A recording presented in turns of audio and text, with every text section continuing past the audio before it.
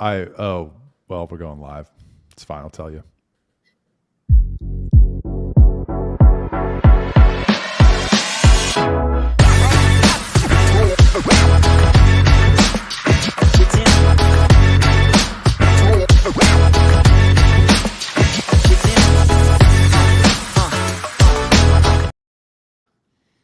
They're both gone. Welcome to the show. Happy Friday. Become unintelligible. Why does he have to become unintelligent? Well, it's a play on the meme. Become ungovernable, Charles. I don't know if you're into it. Neither one of you pay attention to cultural movements. You know, you don't know who Lucy Lawless is. You don't know anything about anything. Star Wars. It doesn't matter. You guys don't pay attention. I don't know who am I doing? Who am I doing this for? Oh, Brad. So Brad is on fire today. So be ready for quite a bit of back and forth. I'm predicting. I guess that backwards hat must be on a little too tight today. It's cutting circulation or something. I think I'm just tired. I'm sleepy. Go on. So, welcome to the BCM Podcast. I am the M, Michael Searle. Joining me are my feuding amigos. There in the top left, Charles Blain. He thinks that minimum lot sizes are authoritarianism. No, he doesn't. At the bottom is my other fan, or the other friend, Brad Swail, who is a big fan of very restrictive impervious cover limits. He is, yes. He is. I wouldn't say that that's accurate, but I wouldn't say that it's totally inaccurate, but okay. I don't like public policy that particularly benefits him and hurts everyone else. Yeah, I mean, I think that's normal. But Charles, what you said about Charles is absolutely not true. But go on. That he thinks, what did I say about him? That he thinks that minimum lot sizes are authoritarianism? Yeah. Yeah, he does. Yes, he does. No, he doesn't. No, he doesn't. What do you mean? You don't believe that. It's fine. But we can talk about that another time. Why don't I believe it? I love another show. I love that all my intros are just trying to get you two to fight over land use policy. Doesn't take much. Well, because Charles is wrong, but fine. And you make Charles seem like he's some good guy in this, and he's not. He's the I have the righteous perspective in this, but no, you don't. Talk about today. I'm cutting you guys off. You guys calm it down. Save it for the show, as we say. Oh, we're on the show. So first, we got two housekeeping issues. One is stop what you're doing if you're watching. Go down, click the subscribe button. We are coming up on 1,000 subscribers, which is, a good first milestone. So let's do it. And maybe just grab the clip and share it with one friend and tell them to subscribe. And maybe we'll get there pretty quick. Text it to your favorite text group, right? Be like, hey, these guys, they got this one dude who's a fucking idiot. His name's Charles. And the other two guys are kind of cool, especially the guy on the bottom. How do I get kind of cool? Second housekeeping. I attempted to solve my mic issue. We're going to have to wait another week on that. I may have ordered the wrong thing. So if you're listening on Spotify, just move over to YouTube for one more week and I will solve my audio issue in a week. Did you get a digital interface with an XLR port? I sure as heck did. Just not compatible with a Mac. Oh, fuck. What brand did you get? The Go XLR Mini. Oh my God. I sent you a perfectly good one, but you didn't even buy it. I looked them up. I just didn't look at the compatibility. I'm a big idiot. Okay. So there's not a lot happening in the world, according to the news right now. The only thing people are talking about, and we're going to talk about a little bit just because it's interesting, but we've discussed it kind of ad nauseum on the show already, is President Joe Biden. First, a couple days ago, George Clooney put an op-ed in the New York Times basically saying, we love you, Joe Biden, but it's time for you to go. Nancy Pelosi kind of knifed him the other day when she was pressed about should he run. She was like, it's up to him what he wants to do, kind of non-committal. There's rumors of former President Barack Obama running a whisper campaign to get Democrats to come out and tell him he needs to step down. And then just yesterday, we saw a rumor that the Biden campaign itself is running testing on Kamala Harris versus Trump. And then to round it all up, he had his big boy press conference yesterday. Big boy. And I don't want to cherry pick too much. I'm going to cherry pick, but I don't want to cherry pick too much. Overall, compared to his debate performance, pretty good. Although pretty much all of his answers were incoherent. He was rambling, coughing, and he lost his train of thought and was like, anyway. And he leads the press conference, as people are all finding out. About an hour earlier, he introduces President Zelensky as President Putin.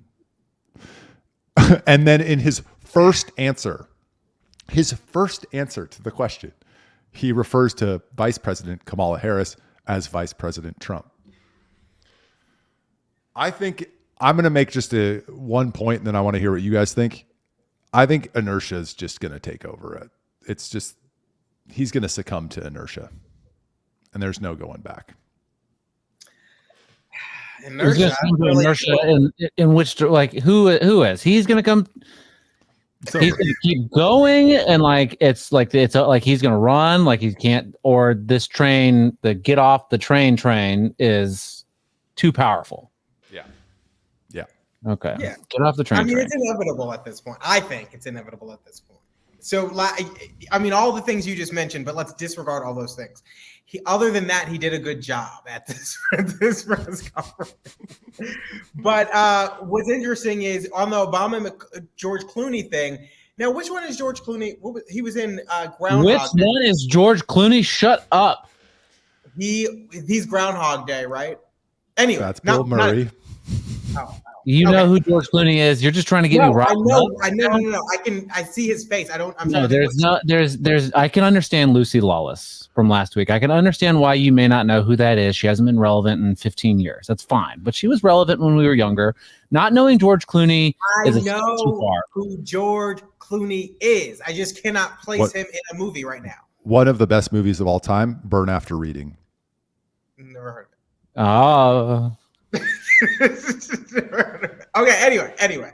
So George Clooney was apparently at a fundraiser for Biden with Obama about a week or two ago, and apparently they're very good friends. And so ABC was reporting that before he wrote that op-ed, he consulted with Obama. And Obama may not have said, yes, do it, but he certainly didn't say, no, don't do it. And I think that's particularly interesting. And in addition to that, you know, Gretchen Whitmer was on Stephen Colbert, I think it was last night. And Stephen Colbert asked her, do you think he should get out of the race? And she literally responded. She was like, you have a nice tie on. And then they like shook hands and laughed it off. Like, you have a Democratic governor from Michigan who is not, and she just has a book out now too, so she's on the circuit, who cannot stand up and say that the nominee of her party should be and sitting president should be the one running for re-election. And all these other people are falling. You know, Pelosi, like you said, is coordinating things behind the scenes. I don't know how you fight that. I don't know how you fight that. And I don't know how, if you fight that and somehow still win, you then work with these people who all wanted to take the presidency away from, like, it's just, I don't see a future there. So I just don't see how he stays in. Yeah, you can't turn it back. Big Gretch. Matt Cash's song about you, Big Gretch. Oh man, I love G. Matt Cash. How did you feel when you heard the record? He doesn't know who that is, by the way. Okay, so first it started with the nickname Big Gretch. Ugh. Big Gretch. Big Gretch. Ugh, gross. Big Gretch is looking like a big dude. That's a guy. Okay, not every Democratic woman is a man. This is right. What? AOC is not a man. She's a beautiful Latina. I mean, without a doubt. And I don't think what's her friend with the turban? What's her name? Ilhan Omar. Yeah, she's a man. She's a woman. She's definitely a woman. Nancy Pelosi's a woman. The SS milk truck's coming through, and you got what? What? They're coming to port. They're coming to port. Here's on the woman thing. Here's an observation that I have, and if the Trump team is listening, you got to pick a woman VP. I don't care that you're already down the road on Rubio, Burgum, and Carson. Like, you could be setting up for an all-woman versus an all-man ticket, and they'll just run on abortion, and that sings trouble for the Trump camp. was a thought. Yeah, I mean, the 4chan was. I shared that screen with y'all over the week in our group thread. 4chan's really thinking that it's going to be Tulsi Gabbard because she did an interview with Megyn Kelly, and they were just like flirting with each other almost about the idea of like a woman VP for Trump, and it's just like, oh, we know like what's going to happen. Like they're like knowing smiles, like women are wont to do. You know what I mean, Charles? Yeah. I listened to that portion of the interview. I did not get that impression. Did you listen or watch? Both. No, I probably just listened. I watched it. I don't think he's going to pick her. And Steve Bannon said that he suggested to Trump that he pick a woman and that he doesn't think that's going to happen. So somebody with some amount of insider knowledge. Tulsi. And Why can't you pick Tulsi? Why? I was just about to explain why. Because you're not going to. Trump needs to excite his base, and yes, there are a number of people in the base who would be excited with Tulsi, but I think a lot of them would not because of some of the things that she's. I mean, at the end of the day, while she's an independent Democrat, she's still a Democrat, and I think you're going to have a lot of people who are pushing back against that in the same way that they would if it were Tim Scott, in the same way they would if it were what's her name from one of the Dakotas, like even Marco Rubio. Even Marco Rubio. There's the hardcore base is going to push back against Marco Rubio because he's, I don't know, a neocon or whatever. Yes. So I think she falls prey to a lot of these same criticisms that these other folks would get, and that's why I think he is leaning to a Doug Burgum or to a Ben Carson because Ben Carson's been tested, has been with him this entire time. I think he doesn't want someone who's going to overshadow him, and he doesn't want someone who's going to get the base upset. He just wants them to shore them up. And I think that's why did he go with Mike Pence? Because it calmed evangelicals because he wasn't going to overshadow him because it was a safe pick. I think he's going to go with a safe pick. Now, that might be a woman. It might be a woman. I just don't know that it's Tulsi. Well, first off, Trump's base is already excited no matter what Trump does. There's nothing that Trump can do that his base will be like, oh, what? Like Laura Loomer's never going to get off the Trump train, right? And Marco, if you're talking about exciting the Trump base and then you, in the same breath, talk about Doug Burgum, what? I'm not talking about. Okay, maybe. Oh, the boringest person alive. I guess more what I'm saying is not turning off the Trump base. I don't think the Trump base would be turned off by Tulsi Gabbard. I think that some of them be like, a Democrat, but I think at the end of the day, they'd be like, she doesn't like wars. We don't like wars. She hates Trump is always playing 4D chess, says Dane. Yes, and he's doing it underwater, right? So I don't think that the base is going to be upset if he did. He's not going to pick Tulsi Gabbard. I don't think. But see, he literally just Dane agrees with me. He says I think he will pick a nobody for VP. That's exactly what I'm saying. Yeah, and Tulsi Gabbard's a loser. But she's not a nobody. Everybody, she's not a loser either. I think that she's a perfectly fine person, but she's lost so many times is what I'm saying. She's literally a loser when it comes to presidential politics. And I just wanted to get Michael upset, and I knew it would, and it worked. He's mad. Do I look upset? Dane, who do you think they're going to pick? Please tell us. Dane. What I said. I think he said Dade. No, Dane. Yeah, I agree with. Well, I agree with a lot of what you both said. Nobody's going to. The base is fired up. They're not getting unfired up by his VP pick. The strategy with the VP is to shore up demographics or groups of voters who are not excited. So that could be neocons or establishment Republicans. You choose a Marco Rubio type. But I'm just saying that the way that this is going is you potentially have a all-woman ticket on the Democratic side. It's possible. It's not for sure. I don't even know that it's likely. Gretchen Kamala. I'm not going to speculate names, but why not? You speculate names all the time, like every show. Yeah, and what is the team? Because I think if Kamala is the top, I don't think she's what picking. Did you say? Kamala. It's not you, but everyone says Kamala. What do you? No, everybody says Kamala. It's Kamala. Kamala has to be the top of the ticket unless it's Michelle Obama at the top of the ticket. and then she keeps the VP spot. But I don't think Kamala is going to pick a female VP. Why wouldn't she? What is she going to pick? Well, if you're a Democratic, if you're a strategist in the Democratic circles and you know your policies are not particularly popular and that the demographic that you need to hold is Black Americans in particular and suburban moms, and you're like, what if we ran 2 women and just talked about women's healthcare rights or rights? Would that be a sound strategy with those 2 demographics? I think so. And then you're up against 2 old white guys in Trump and Burgum. It sets up a pretty dangerous dynamic for the Republican Party among suburban women. If you had a Tulsi Gabbard who's a little bit more moderate on abortion, for example, and a former Democrat, I think you can compete for those constituencies a little bit better than if you're Trump Burgum. I think Tulsi Gabbard is the best choice for Donald Trump of the people that have been thrown out, right? Like, I think that she would by far be the best. She has a chance to pull people away from RFK, those independents. She has a chance to, pull some women, some suburban women. She has a chance to pull some Democrats. I don't think that she's not intolerable to Republicans. And again, Charles, why you love Doug Burgum is so weird. I don't love Doug Burgum. I just think he's he does seem smart though, and I like a trustworthy person. Right wing dad on Twitter got you good that one time. In the same way that at early onset of the Trump campaign, Pence provided that kind of stabilizing force for what people felt might be a rocky presidency. There was okay, he's time tested, he's rather conservative, evangelical, he's probably going to level things out. Now, if I think all the people that Kamala could pick as a vice presidential candidate, Hakeem Jeffries, I don't know if she's still registered in California, but Newsom would obviously be a reasonable pick for her.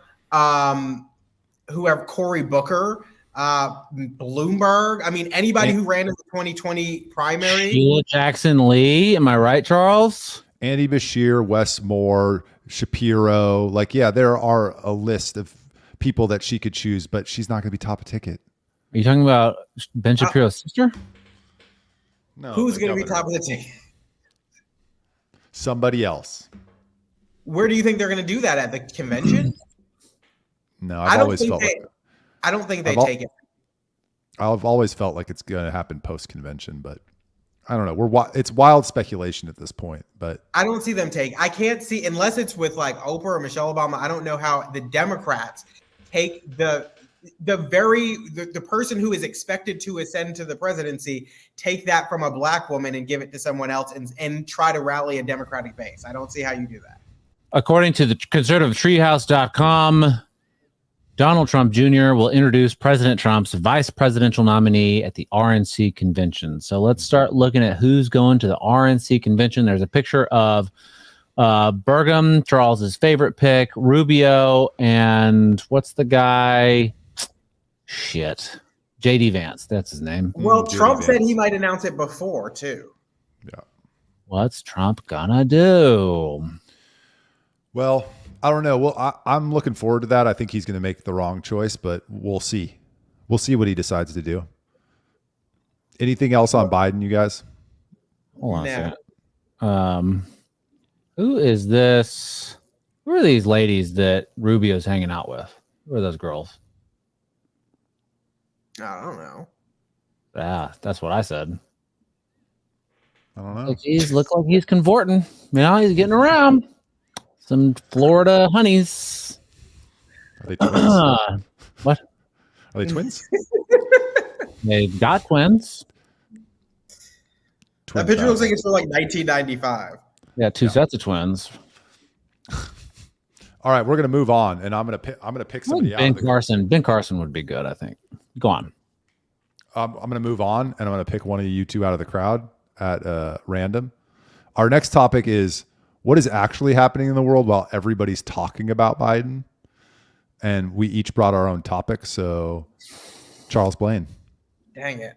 Make that face then. What is actually going on in the world as the world talks about Biden?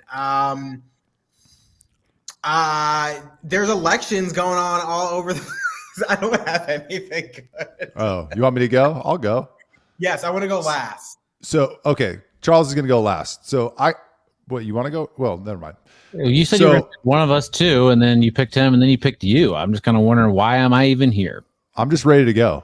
I'm ready to go too, but go on, please. Okay, so I'm looking at Israel Gaza war. I know that's not allowed on the right, but there are some people who have some concerns about what is happening over there on the right, and I'm one of them. And so two reports came out in the last couple of weeks. One in the Lancet. I'm going to read from it for you. Lancet is probably left wing, but the Lancet. Yeah, the medical journal. Yep. Okay. Okay. Yeah, so more authoritarian. I don't know if it's left wing, but yeah. Okay. Okay. Well, I'm going to read from it. The total death toll is expected to be large given the intensity of this conflict. Destroyed healthcare infrastructure, severe shortages of food, water, and shelter, the population's inability to flee to safe places, and the loss of funding for humanitarian purposes. In recent conflicts, such indirect deaths, so like people dying from starvation and things like that, range from 3 to 15 times the number of direct deaths. Applying a conservative estimate of 4 indirect deaths to 1 direct death in the Gaza, it is estimated that 186,000 people may have died.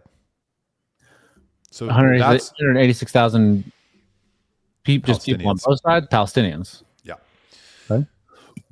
So that came out, which is that's 7 to 9% of the population of Gaza, which is just horrendous. Regardless of what Hamas did on October 7th, which was also horrendous, killing 186,000 people isn't going to bring those people back, and it's not just.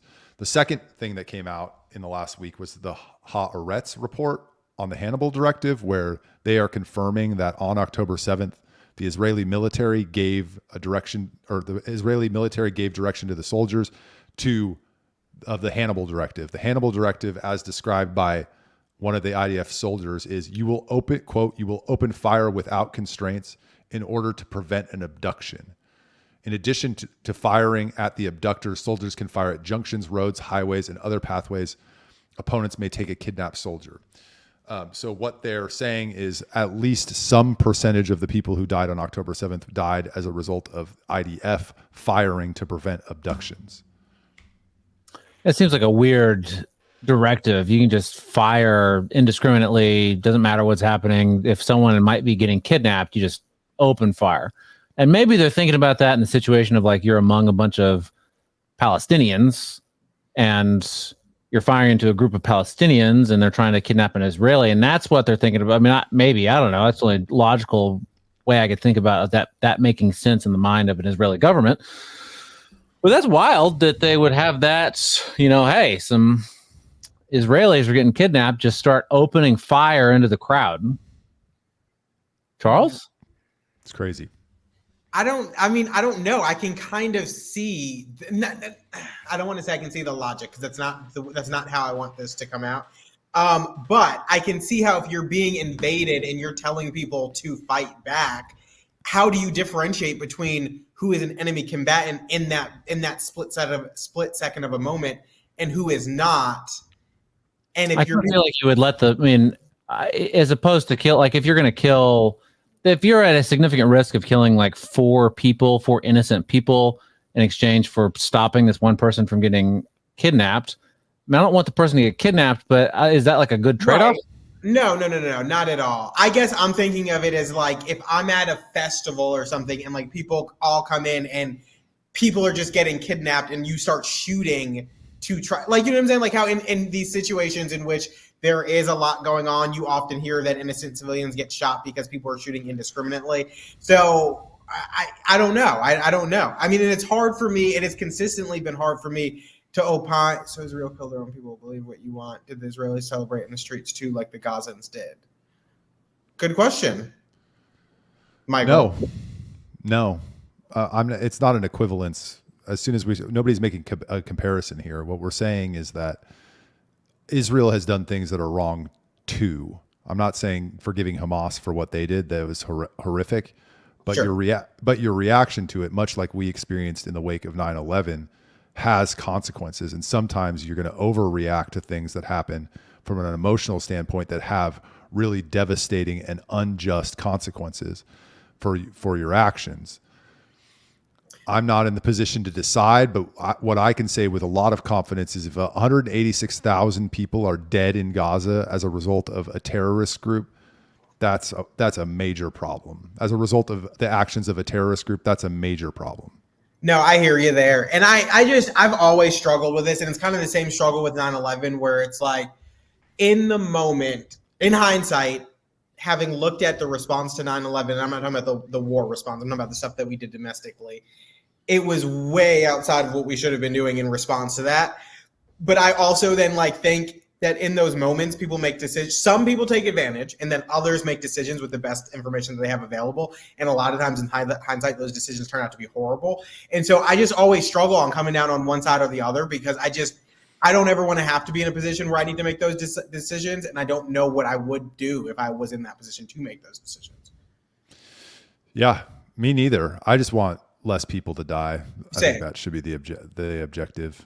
And it's, to give Dane some credit here, like Hamas is wanting people to die too, so that they can make people like me upset about how many people are dying. So there's no good actors in this scenario, but I think a little bit more measured or a more strategic and kind of sniper approach would be better for the long run than just killing so many people, destroying all the infrastructure. It's just a bad situation that needs to come to an end. And I don't think the current strategy of taking out every Hamas and who cares how many Palestinian civilians die is a good one. Not for Israel, not for the United States, not for Palestinians. Okay. That's happening. That's happening. Well, because we talked about the Heritage Foundation, was it last week, talking about Project 2025, was it Project 2025? Yeah. Yes. Yeah, that's Trump's thing, right?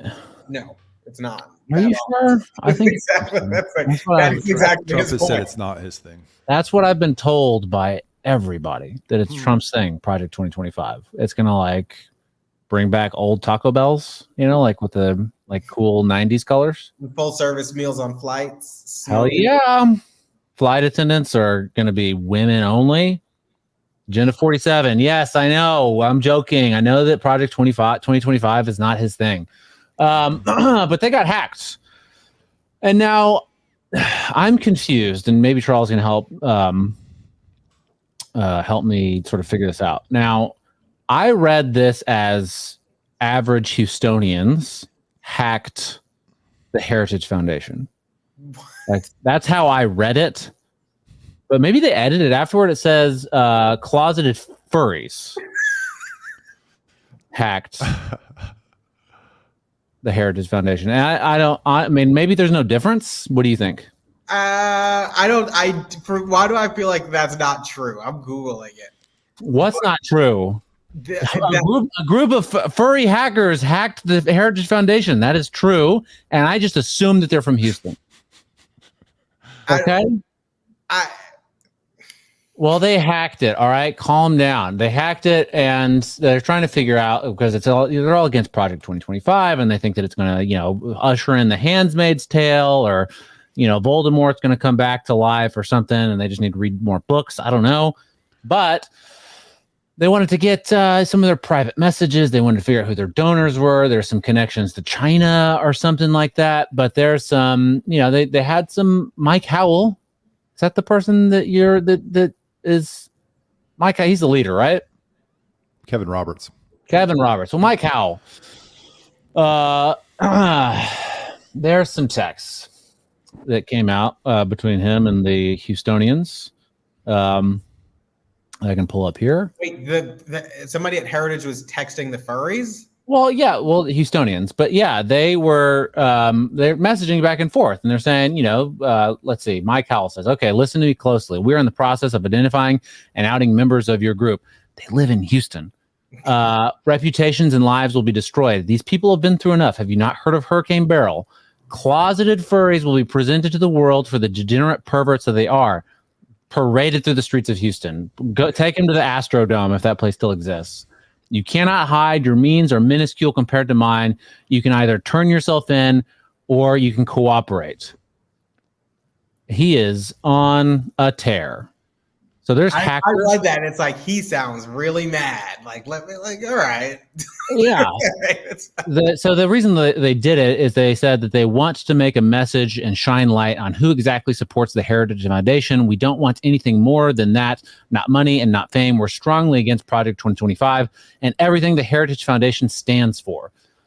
Now, I guess this is what happens when the media portrays, Project 2025 and the Heritage Foundation as literal Nazis, and you have, Houstonians and their children, I guess, I don't know what's going on, hacking them and trying to do all this. What are they trying to do? What's the end goal here? What are they going to blackmail them? They're just going to release the info? Are these hacktivists? Right, Charles, chime in here. You're from there. You know these people personally.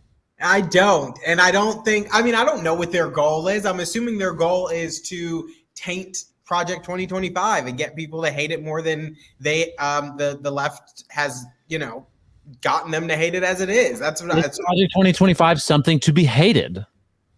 I don't think so. Do you think that furries have something to fear with Project 2025?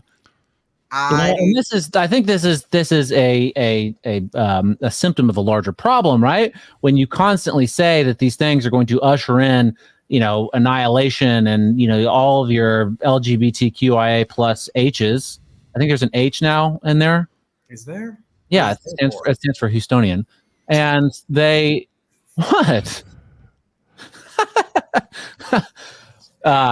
They think that they're going to literally die if the Heritage Foundation gets their way, or they're going to be like burned at the cross, like on a cross or something, or there's going to be Salem witch trials and women everywhere who once maybe thought about, even had an inkling of getting an abortion at some point, even theoretically, or they're going to get tossed into the street as a harlot, and like real violence can come of it. Right now, it's just a hack, but eventually something worse is going to happen.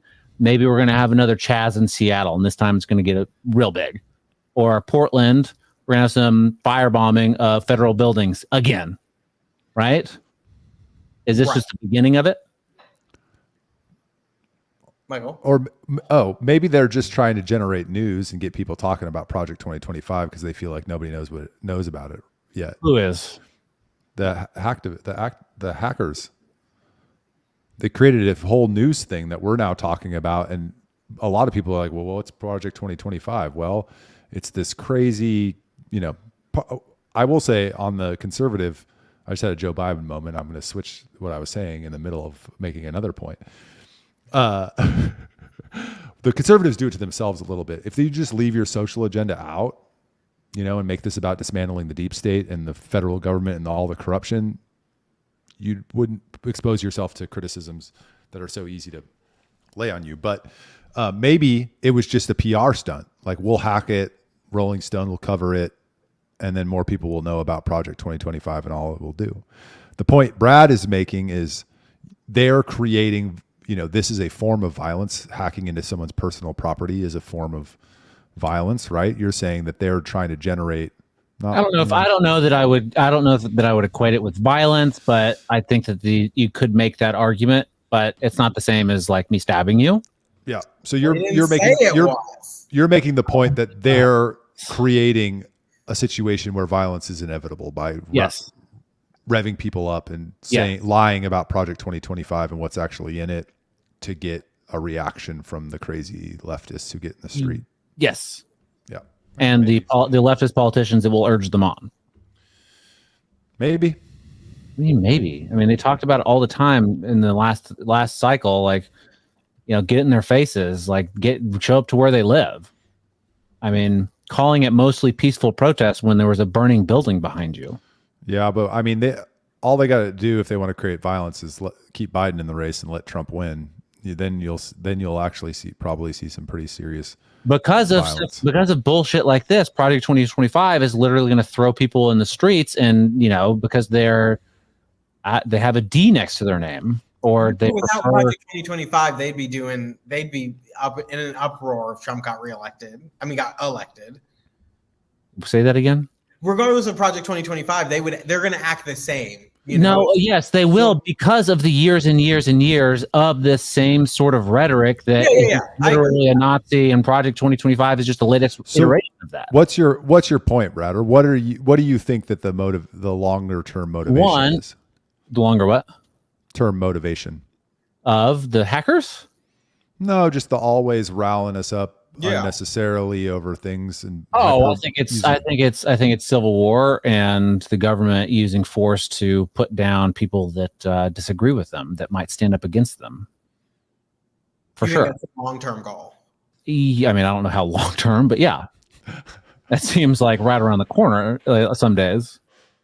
Yeah, they just a few years ago they told us we couldn't leave our house, right? So you're saying they create a situation where they can take away more of our rights. Yeah, and there, you got, what's his name? Joe Biden. Yeah, that's the one. He's up there always talking about you need, F-15s if you want to fight the government. Your little pew-pews can't do it. Why are you making that face, Charles? Do you not know this? I have no idea. He did say that.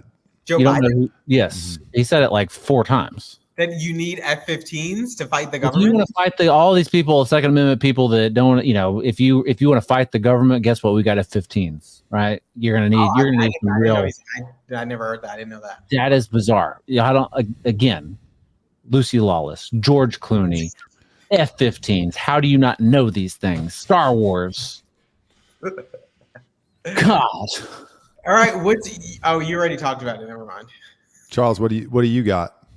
I mean, honestly, nothing really. I've been focused very much this week on reading a lot about the homeless in Chile. So that's all. The homeless in Chile? Yeah, I mean, Chile's been one of the richest countries in South America, and now they're seeing this massive influx of homelessness. And is it because of their land use regulations? Yep, it is. That's fine. It's because they have this super leftist guy who was elected, who's a millennial and hates development, and has said that they can't build any more homes. And so mine's not really domestic, so it's less importance. I tried to find something, but every time I Google news, it was about Biden, which is the purpose of this segment.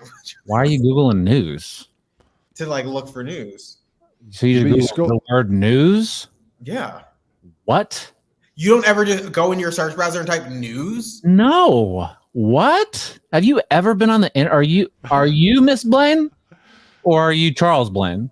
Did you pick up that tip when you were in Alabama with your grandma? Google News. Hey, Grandma, I'm trying to figure out what's going on. Charles, just go Google News. Okay, if you Google news comes up. I don't understand. I just typed it in and got CNBC House Democratic leader met with Biden about the path forward. See? In Russia, Biden's verbal slip over Putin's name draws mockery and unease.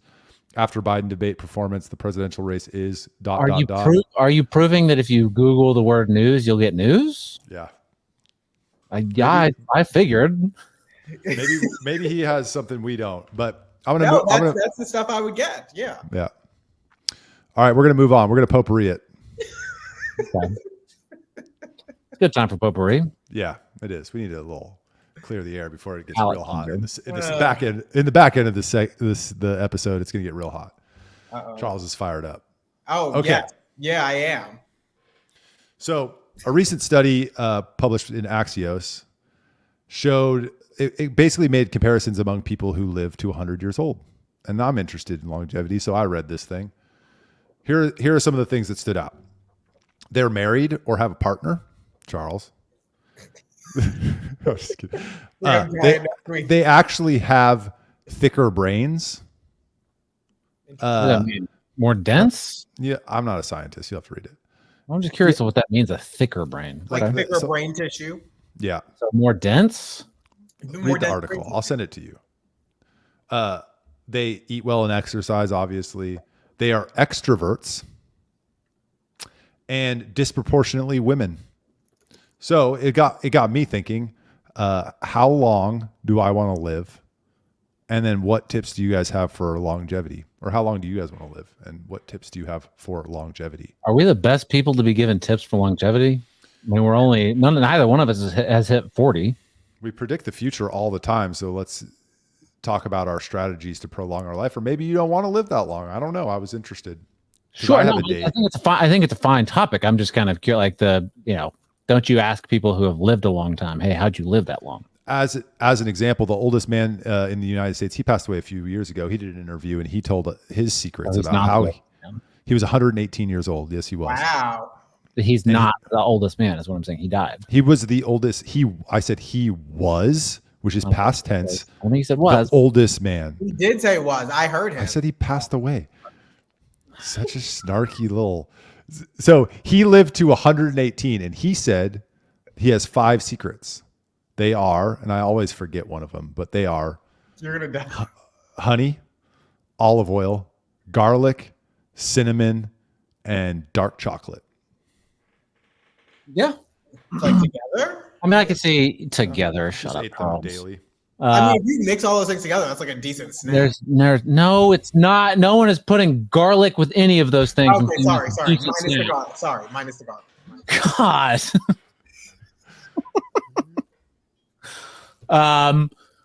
Yeah, I mean, I think that those things probably are. I think those are fine additions to anybody's. I don't understand. Mikhail is saying air. That's a good one. You definitely need air to live a long time. You do. Don't forget the basics is actually good advice when we're talking about longevity and health. People will freak out about, Michael just named these 5 things, and I'm going to pick on him a little bit. And this is not what happened, Michael, but I'm going to pick on you a little bit. You're talking about, these 5 things, and I forgot one of them, and I always forget one of them, right? And you didn't do this, but I could see a lot of people doing this, and they do this all the time. They get fucking, well, what was the 5th one? And they got to forget, and they get really inside their head and like nervous. Well, if I forget one of them, am I getting enough of the other? Like, what do I do? And just go back to the basics and just fucking calm down. But I don't know what to do about longevity. I don't know how long I will live. Honestly, it's the way technology is going, we might live forever. Maybe. Like, except for Charles. Because he lives in Houston. Anyway, Michael's question wasn't how do you live long? It was how long do you want to live? No, he said tips on longevity. What do you think that means? Wait, I thought you asked how long we wanted to live. And ideas about longevity. And tips on not idea. Okay, whatever.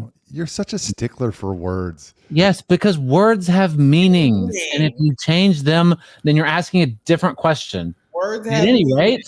Yeah, but yes.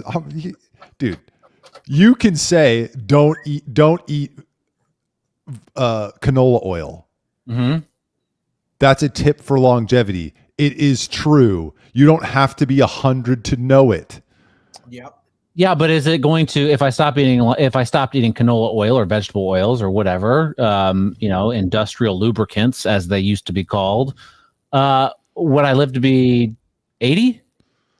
You live longer than if you ate them. Would I? If I just make that one change, am I going to live that much longer? I actually don't know. You might live 30 seconds longer. You might live 30 years longer. Or I might not live longer. Don't smoke cigarettes. Don't drink a 5th of Jim Beam a day. Yes. I think you're smart enough to come up with some ideas about how to prolong a life. I have one. Drink a lot of water and eat blueberries. Booyah. I love it. Oh my God. And how old do I want to live to be? I'm not that old, honestly. Listen, it's been a long ride. Probably the best longevity advice someone can give you is just fucking be happy. All right. And if fucking eating blueberries makes you happy, eat blueberries. Right? If not eating canola oil, if you think it's going to make you live longer and that makes you happy, then do that. Right? But just be happy and you'll probably live longer.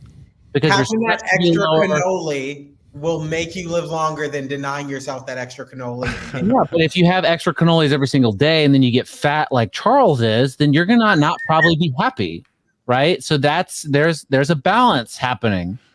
I haven't heard any numbers. How long do I want to live for? I don't know, man. Again, I just want to be happy. So if I'm 90 and I'm happy, like I want to keep going. Let's keep going. If I can like barely move and I'm shitting the bed and I have bed sores and my kids are like, I don't want to go see dad again. I got to wipe his butt. Yeah. Every time I go, I've got to hold a canister so he can pee in it because he can't go to the fucking bathroom. Like, I don't want that life. I want to die right then. Right? But if I'm they happy, offer physician-assisted suicide in Canada, so. huh? They offer physician-assisted suicide in Canada. Well, in the future that you want without land use restrictions, that's going to happen here too, buddy. And I'm not fat. I have a very good body fat and muscular composition. So, Charles, Right, I don't so think anybody watching this that sees you thinks that you're fat. So I don't calm know, down. to clear the record for our listeners. Well, all you said was that it was nice. I don't know what that means. You 20% body fat? No, body fat. Screw you. So and when's our body fat competition? Michael can't have a kid and then compete in a body fat competition. That's true. Because you're gonna, Michael, you think like this. I'm tired of talking to you about this. Like, have a kid and just relax with a kid for just like a week. Okay. Yeah. We'll body fat competition. I'm going to get real fat over the next, well, that's not possible, but, so I'm hearing not really an age, but the quality, because the reason I'm interested is because I'm huge, and name a freaking 7-footer that you see around that's 90 years old. Not a It's lot. rare. You have Great Danes, you die early. Exactly. Yeah. So I need the longevity tips because I am a big man and I want to live What a a good former- quality of life. What? Well, go ahead. I want to live a good quality of life for as long as I possibly can. And I do a lot to try to make that happen, but I don't know I everything. mean, Kareem Abdul-Jabbar is 77, and he's probably taller than you. He's 7'2". He's also a famous basketball player. What the fuck does that have to do with anything? He asked me a question. Brad's saying I need to become a professional basketball player. You Weight guys are training is a insane longevity people. thing. Yes, weight training is, but he's also a Muslim, or was, probably still is, I assume. Prayed 5 times a day, did a lot of yoga, did a lot of reading. Michael doesn't do any of that. True. So, look, I don't like to hear Michael talk that way, Charles. Maybe you do. Maybe you like to hear Michael talk about like, oh, I'm going to die young because I'm tall. Well, I'm going to try to be a positive force in his life. I'm going to give him examples of tall people that have lived long lives. Like And say, George "Oh, Michael, Murasan. George. Thankfully, I'm not 7'7", so I'm just 6'6". All I'm saying is we know this happens with Great Danes. They live like 5 years, 6 years, 7 years because Yes, and I want to give him hope that he's going to be the one Great Dane that doesn't die. well, young. he eats healthy, he exercises, he cold plunges. He's gonna live a long time. I don't, and Stretching it out. that reminds stretching it out. Ooh. You need to stretch.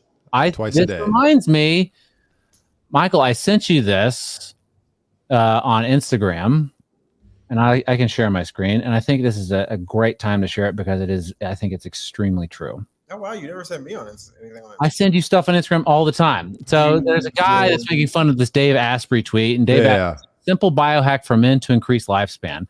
Do not ejaculate more than once every 30 days. That's insane advice. That's crazy. You want to increase your lifespan, and so just don't have sex, or don't whatever you do to get your jollies, Charles. Don't do it more than once a month. That's first of all, there are research studies on sperm retention, and I don't think they really contribute to that. I don't think that's accurate.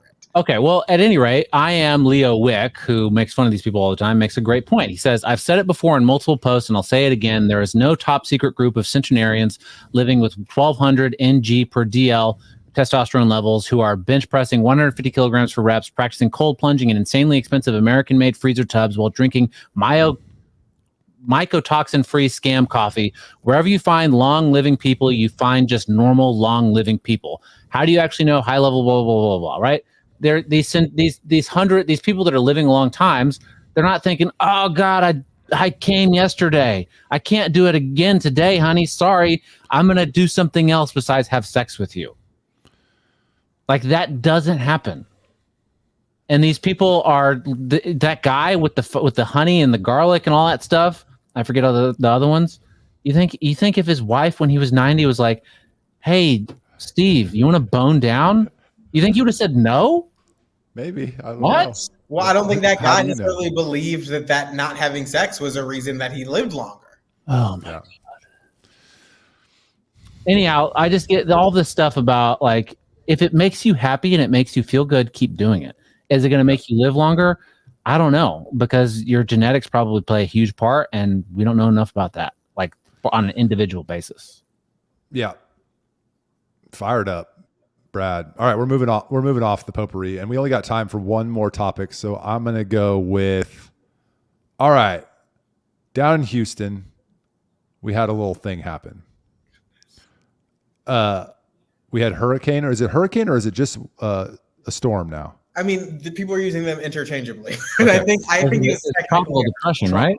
Tropical well, storm. it became a hurricane. I don't know that when it hit Houston, it was still a hurricane, but people keep saying hurricane. Tropical storm Beryl hits Houston. They go out of power. I'm just going to lay it out, and then I want Charles to react. Well, hold on, Michael. I feel like there's a missed opportunity every time people talk about this, because it barreled into Houston. Yeah. Okay, tropical storm barrels into Houston. You guys are out of power for what, 2-3 days? 2-3 days. Some people still don't have power. Some people still don't have power. Nursing home?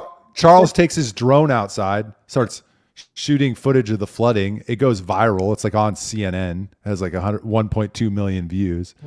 And then CenterPoint Energy is like getting blown up on Twitter. There's all sorts of drama there because they're the ones responsible for responding to the power outages. And then I even saw there was the threat of a drive-by shooting at CenterPoint Energy. So shit is hitting the fan. Charles, take it away. To say the least, we are in the trenches. It has been tough.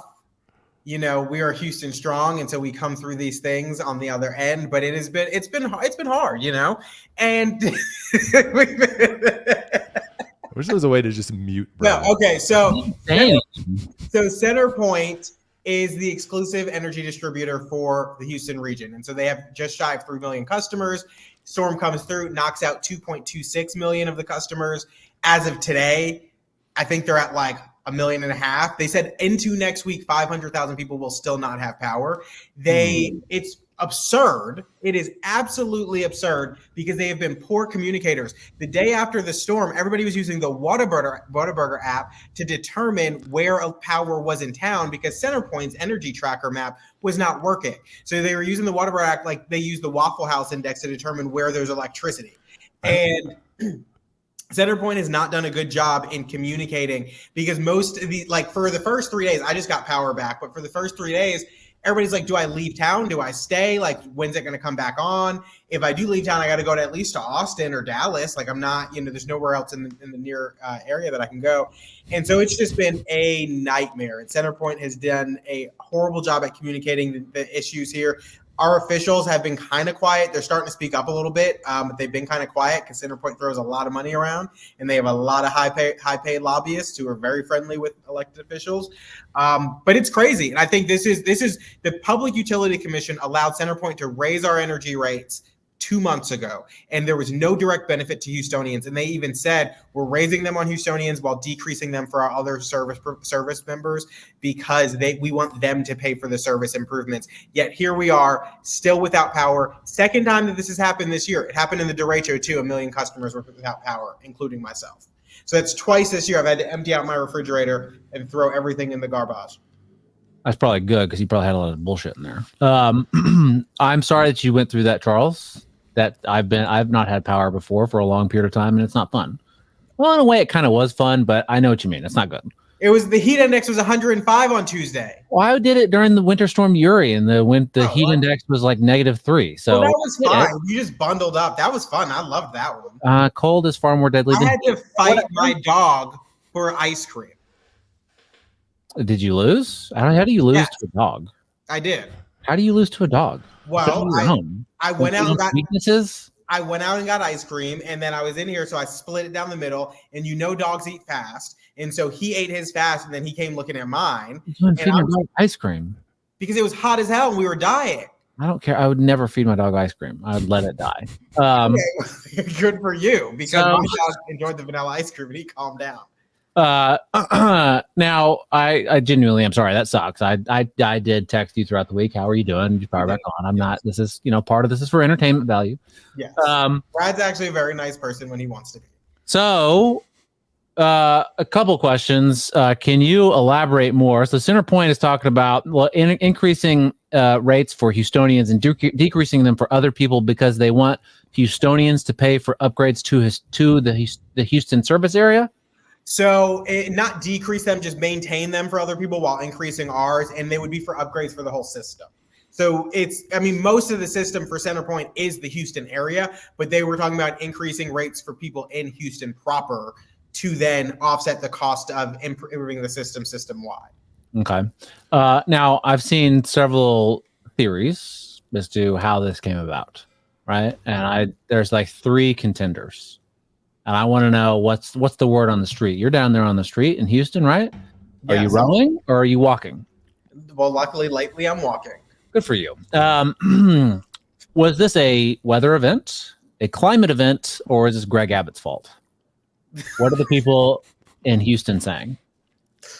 Honestly, they're saying all 3, but a lot of people are blaming Abbott, even though Abbott, what's he gonna do? Go turn on the lights for me? No. But yet people want to blame him. Maybe it's Friday night and you're Jewish.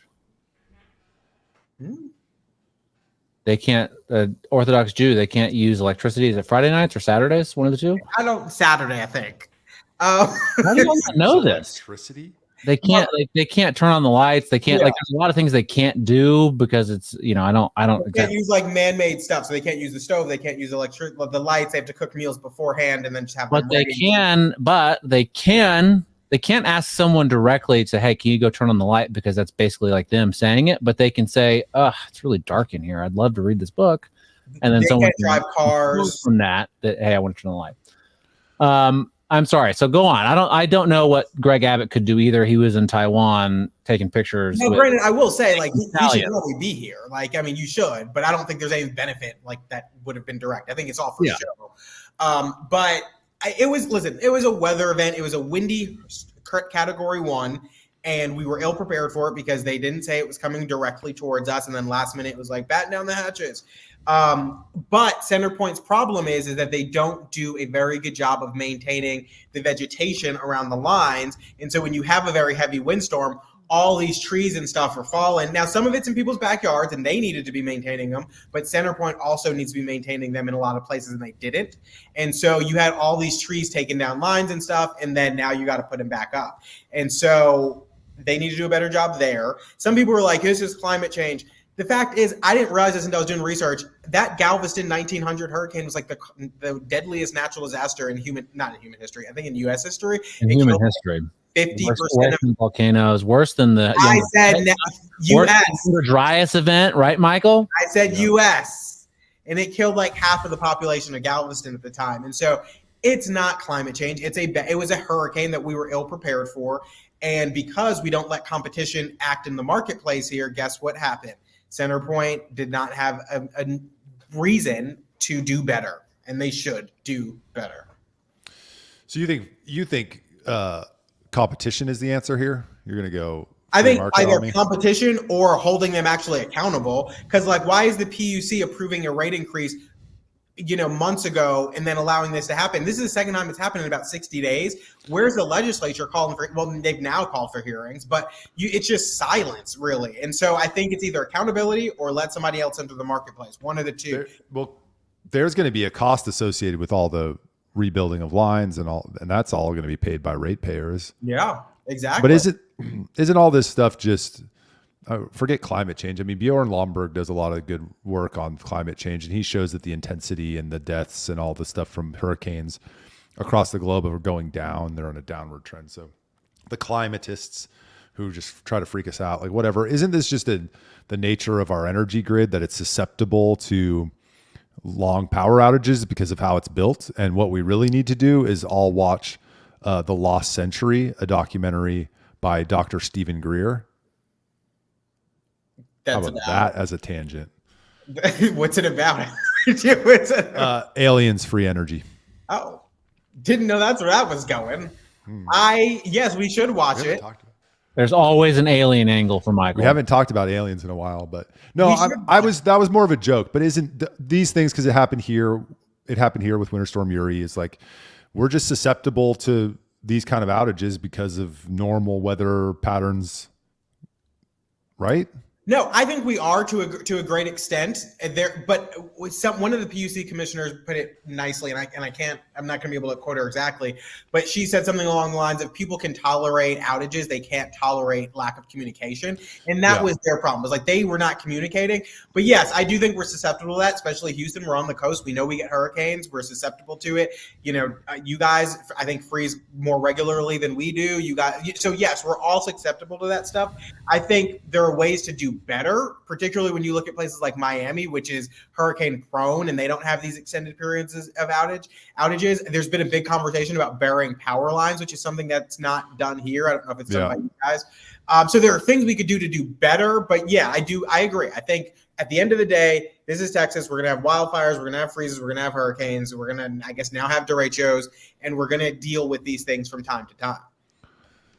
And then everybody after the fact is outraged. Yes. But no, understandably, yeah. I mean, a lot of these public crises like these, or crises like this, could benefit from just a little candor from our public or corporate officials. It's just like, hey guys, we're not ready for this, and you're going to be out of power for 2 weeks. And people wouldn't be happy, but at least they wouldn't feel like they're being lied to, right?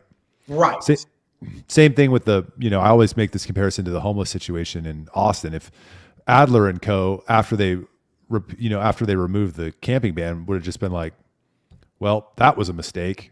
Mm-hmm. We recognize that we messed up, and we're going to do anything we can to fix it.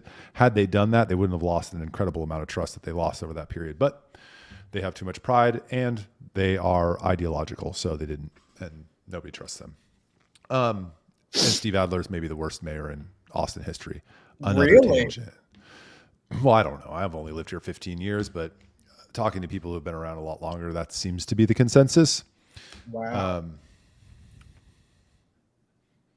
And how about that? Never. Well, we're at an hour and 1 minute. Anything else for the good of the order? I had a great time today. Next time we do this podcast, things might be a little different, but we're not going to tell the guests what that means. I mean, the viewers. I'm going to have a baby. That's what's going to happen. Yes, we I'll are. tell them. Well, I mean, if I'm right, it comes on the day that I guessed, then you will be here next week. So, but I guess you guys already have. This is unfair. I know he cheated the game, so it doesn't count anymore. I know. It's fucking lame. I think it's going to come before Tuesday, but we'll see. He is going to come before Tuesday, and yeah.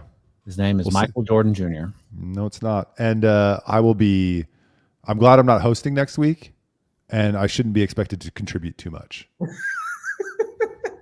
Fair. So he's going to be taking care of a 3'5" baby. Right. All right, guys. Okay, so we're wrapping up the show. Anything else? Follow us on Twitter. Subscribe to our YouTube channel. You know the things. We'll be here next week, and see you next time. Peace.